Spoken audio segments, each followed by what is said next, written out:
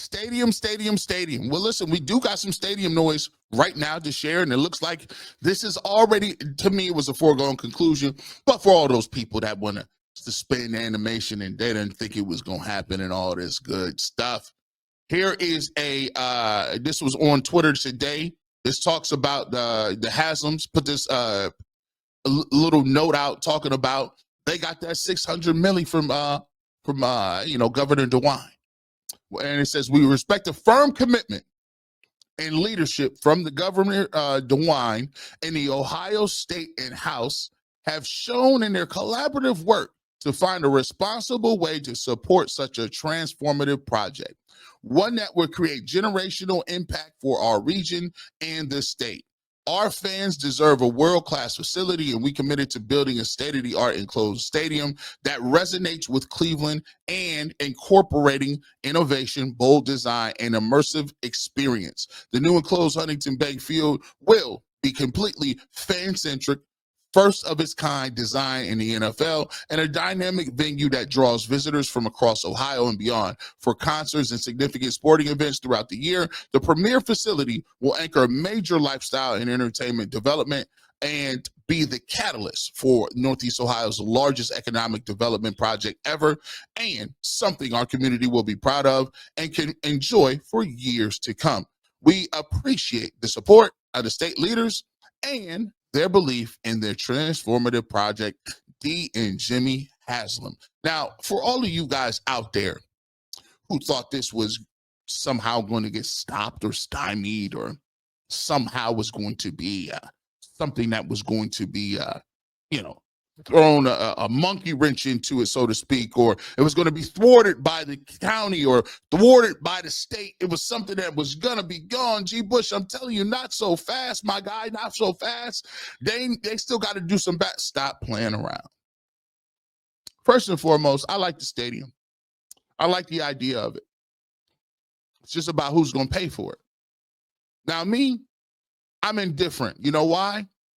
Because I've started to learn about things that you can control and things that you can't control.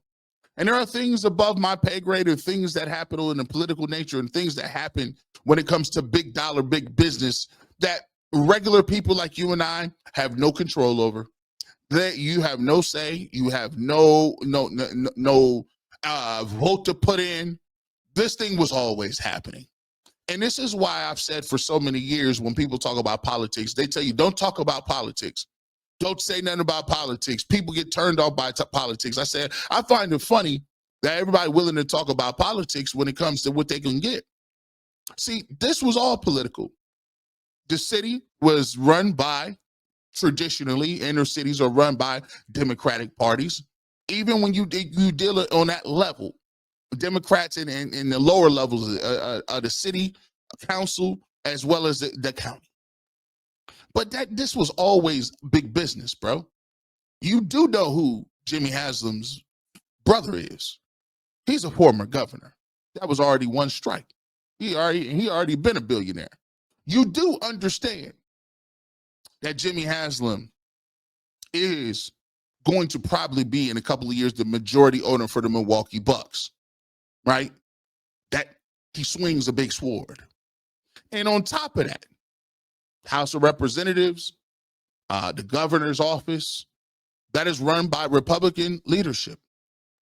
Jimmy Haslam has been a huge donor to the Republican Party for well over, I would guess, 20 years since he's been here, since he's come here. His donations are a public record. You can check that out. And when we talked about back and forth and doing certain things like that, I've always said something. I've always said this. It's going to cost $600 million. The problem I got is, look, they'll probably tell you, oh, it's $600 million. We can find the money for that, but they can't find the money for no books. Can't find no money for Medicaid. Them pensions y'all got, Medicare, can't find the money. We got to do mass cuts.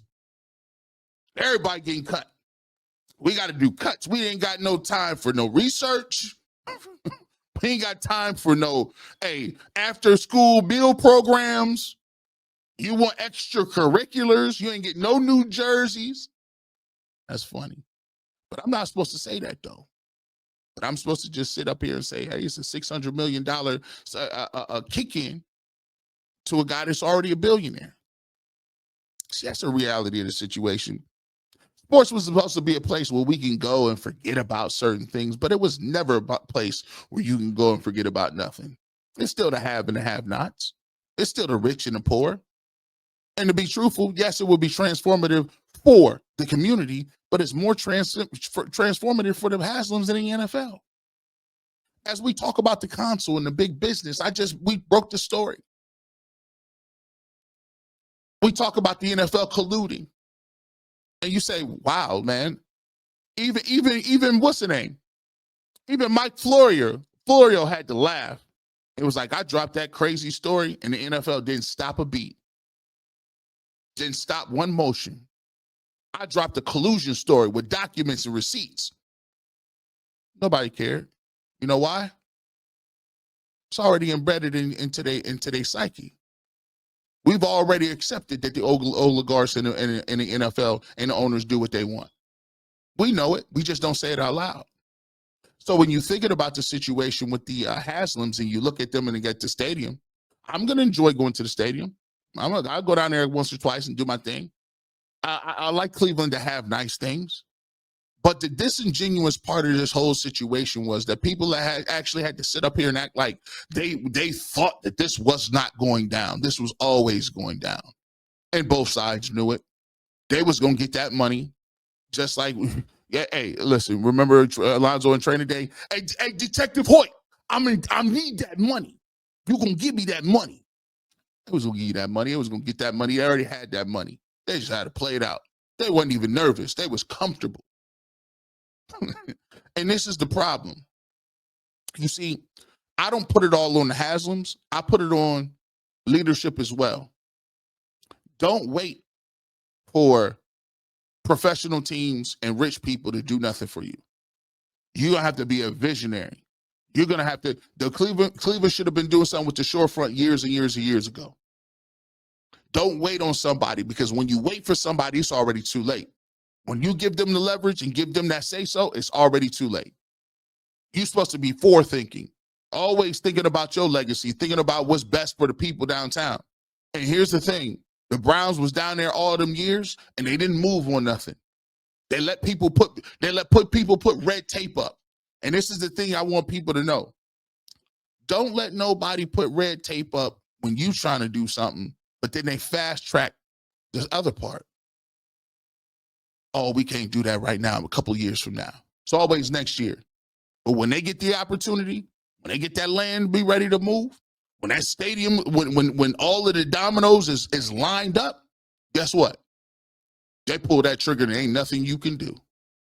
So this is a note to self. Anybody that's a business person, you might be a politician, anybody. Don't wait on nobody else, because guess what? When another person get an opportunity to do what they're going to do and make sense for them, they will do it. They will do it. This stadium was always getting built. And you, me, and everybody else knew it was going to get built. That's $600 million of your dollars. Did they even really need it? Nope. But that just goes to show you, don't you tell me politics ain't in sports, because it's the foundation of sports. And this just proves it.